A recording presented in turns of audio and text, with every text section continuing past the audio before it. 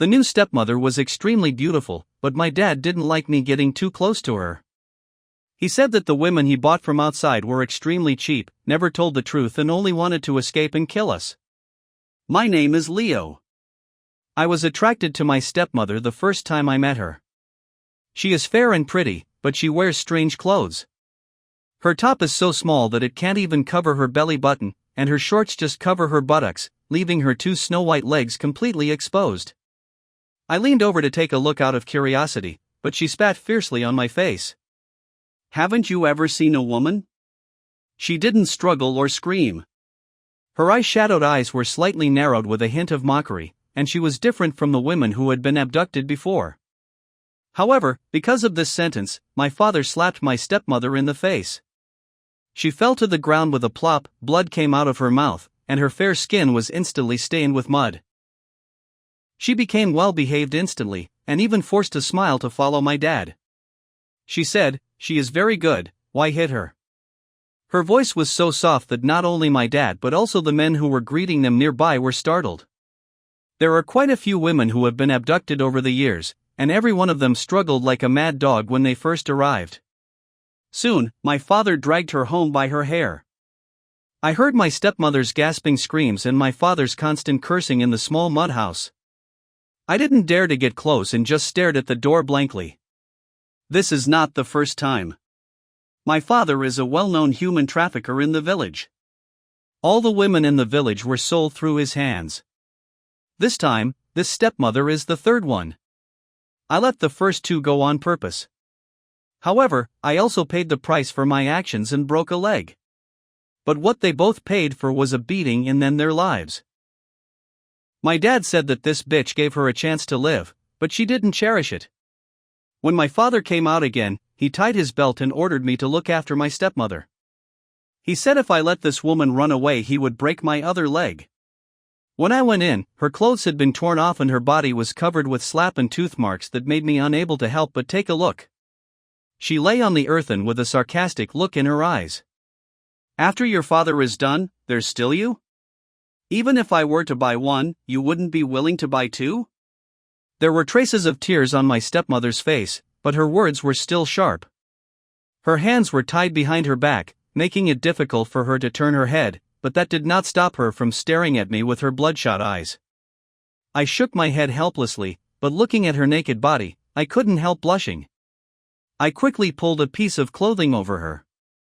I'm not, it's just that my dad asked me to watch you. When she saw that I didn't move, she was obviously stunned for a moment. After a while, she suddenly spoke again. She asked if I could help her up. I thought about turning around and helping her, but as soon as I did, the clothes I had just put on her slipped off. The large area of skin made my face burn, so I quickly turned my head away. But she came closer to me and her warm breath sprayed on my ear, making me even more at a loss. She said, she let me sleep and I let her go. They always come true. Not like dreams that inspire you. I mean literally, they happen. I dream about something. And then, within days, I see it. Not a metaphor. Not a gut feeling. I mean exact scenes, frame by frame. Like déjà vu with a vengeance. And not one of them has ever been wrong, some are dumb. Harmless, even.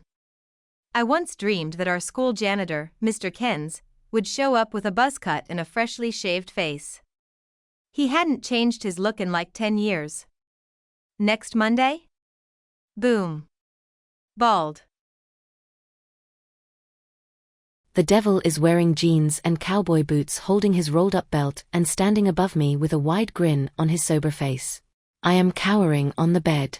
He swats at me with the belt and I scream and cower, holding my hands over my face, but there isn't any pain. He laughs and I open my eyes and see the belt has traveled over my skin without contact, moving his right arm to the other side of his large body. I swipe at my wet face and smear out the black-stained tears, sniffling and trying to compose myself. I want to leave. I want to get out of here, but I'm scared. I'm scared of what he'll do to me if I try to go. He slowly tosses the belt into his left hand. I thought our relationship could be saved. He's so nice when he tries to be. There were butterflies in my stomach from day one, but now, there still are. That's what scares me. I don't hate him. I don't dislike him. I'm just scared. I'm scared of what he's going to do now. He tosses the belt back into his right hand and brings it back to a striking position. Please do. Shut up. He isn't yelling. There is no anger in the words, but I can't do anything. I want to run. I want to yell at him to stop. I want to scream for help, but I don't trust anyone will get here in time to save me.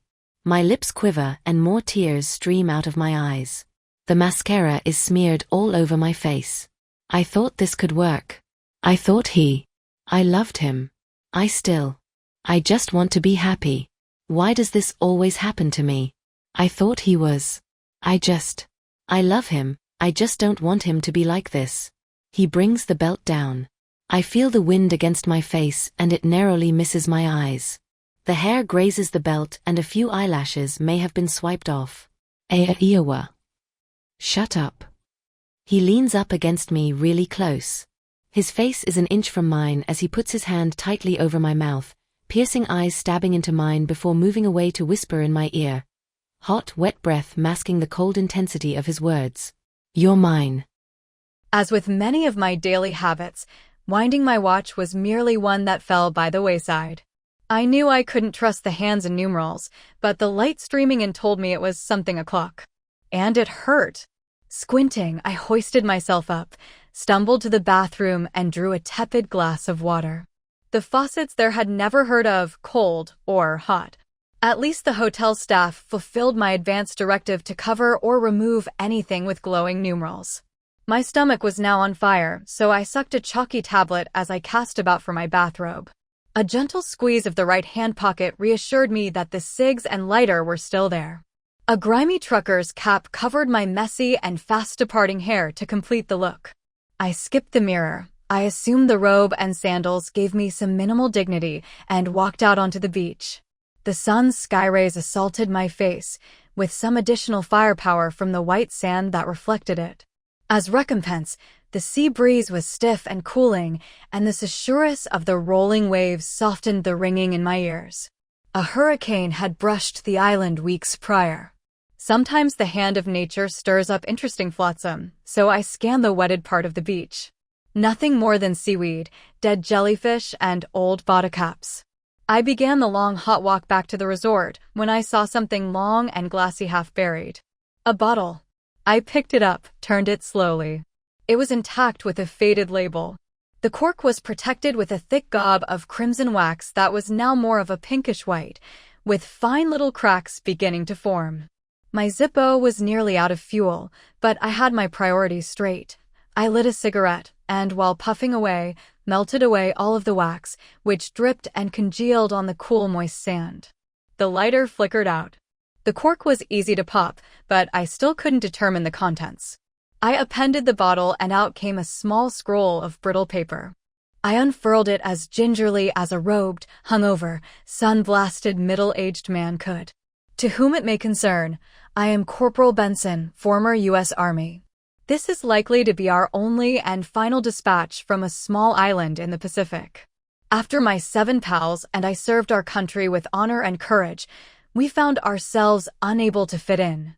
Civilian life was both boring and unrewarding. We stayed in touch and agreed to start an adventure together, to buy a boat and do fishing charters in the Pacific. It was all just talk until we received draft notices to muster up for Korea. Not willing to endure a potential meat grinder, we moved up our departure and found out that we were soldiers once, sailors never. A storm compounded our navigational errors, and we foundered on this tiny island, but all was not lost. We broke open an abandoned Jap bunker and found a cache of supplies and weapons, which we supplemented with fish we netted and rain we caught in buckets. We saw neither smokestack nor sail on the horizon for months. Alone together and happier than we had ever been. Then civilization found us. One day, with the early morning sun in our eyes, a suit from Washington told us we were trespassing and that we had 2 days to vacate because something big was coming and we were in the way. We all laughed. The 2 huge bodyguards next to him didn't. He left to give us time to think, but we were swift and unanimous. This was our home, and N01 was going to kick us out, not without a fight at least. We loaded up and briefly tested the weapons our former enemies left for us. Our training and experience kicked in as we hastily fortified our positions and set up interlocking fields of fire. The first attempt to dislodge us was a midday landing. We were more than ready and noted their youthful appearance, crisp views, and lack of swagger. Clearly, these troops were young and inexperienced, probably greenies pulled from occupation duty in Okinawa. We aimed with care, first to warn, then to wound. After a fusillade of near misses and a few nasty hits, they halted their advance, looked at us with rifles upraised, and retreated with casualties in tow. It was as sickening to shoot at our own guys as it was to be attacked by them. A few hours later, Suit got on a bullhorn, addressing us from God knows where. Well, fellas, tomorrow we play hardball. Next wave will be battle-hardened Marines with fixed bayonets. They didn't take prisoners in Tarawa and Iwo, and they're not about to do that here. Suit kept his word. 2 squads of fierce men clad in olive drab rushed the beach at dawn the next day. The brave ones met Steele and Lead. A few smart ones moved to flank us. In the distance, I spied more landing craft speeding our way. Behind them, construction barges with massive cranes and a weird derrick-like structure. We agreed ahead of time that someone had to get our story out. The Jap radio had dead batteries, and the shortwave on our boat was swamped with seawater. Bottle post was our only option. The delicious sake we shared the night before yielded the perfect vessel. With the sounds of a dying firefight behind me, knowing my pals were getting cut down one by one, I reached a promontory on the opposite side of the island. I write this with tears in my eyes. I never thought that my own country would fail my friends and I, nor so aggressively interfere with our desire to live as we see fit, in peace, in the middle of nowhere. The shooting has stopped, and I am sure that a bullet will find me very soon. Whatever Suit's designs are, they are unholy and will probably result in our erasure from history and time. If this missive finds a sympathetic eye and hand, please carry our names with you and tell our story to any and all who will listen. Thank you, God bless. Sincerely, Corporal Benson and his 7 men. I read it twice while my head swam, not just from the mix of post-alcohol processing byproducts still coursing through my veins, but from the staggering implications of what this Corporal Benson had laid out with such clarity and precision. A fatal bullet just moments and yards away. I've been an off and on history buff for most of my life. Never heard of these men or this incident. There were some spectacular examples of Japanese holdouts who fought on for decades in remote jungles, but Americans or other Westerners, I hadn't caught wind of any. They went home. They started families, sank into the sterile routines of suburbia, and on occasional weekends wore tropical print shirts and downed a few too many pretty cocktails, sometimes to remember and sometimes to forget. When the blazing beaches and steaming jungles of the Pacific held all of the promise and all of the peril a war halfway around the world could offer. This was either a well-executed hoax or prank, or something truly unique and terrible happened out in the Pacific, and it was covered up with 99.999% success. I slipped the paper into my left robe pocket and carried the bottle back to my room where I tossed it into the recycling bin. But that note, it haunted me. I took a pull from a much newer bottle of spirits, cheap whiskey I bribed the bartender to let me take back from the drink shack on the beach. My hand reached reflexively to my left robe pocket. I lifted out the furled paper and thought about what to do.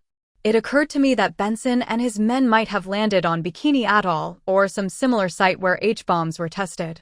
The U.S. government really did make some effort to relocate populations at Ground Zero, and it seems reasonable that any holdouts would be uprooted, by force if necessary, not only to spare their lives, but to prevent inspection of the bombs and their supporting infrastructure. My entire life has been one of taking shortcuts, preferring comfort over challenge, certainty over risk. If that had been me, I think I would have acceded to Suit's demands and simply lived to fight another day. Or not fight at all, and just sink back into the miasma of mundanity. Every war is full choices and replete with horrors. We had to do things in World War II and the Cold War that exceeded the boundaries of civilized conduct to defeat enemies that had no qualms. The short, lonely conflict on a nearly nameless island is but one. I sighed and made my decision. I brought the note over to the toilet and flicked my Zippo. A tiny flame appeared after 2 tries. I moved it over to the paper, which caught fire immediately. It became ash within seconds, fluttering black and gray into the water-filled bowl. My lighter finally extinguished itself. I thought about those defiant soldiers and how the implacable nature of war and man turned their hopes, dreams, and physical bodies into atoms and vapor. Here I was, on vacation in the tropics, doing God knows what. I felt honored and cursed to read that note, and ashamed now of what I did with it. I cried for myself, for my wasted life, for letting down Benson and his men. Then I pushed the flush handle so I could get all of that out of my sight and get on with wrecking the rest of my liver and brain.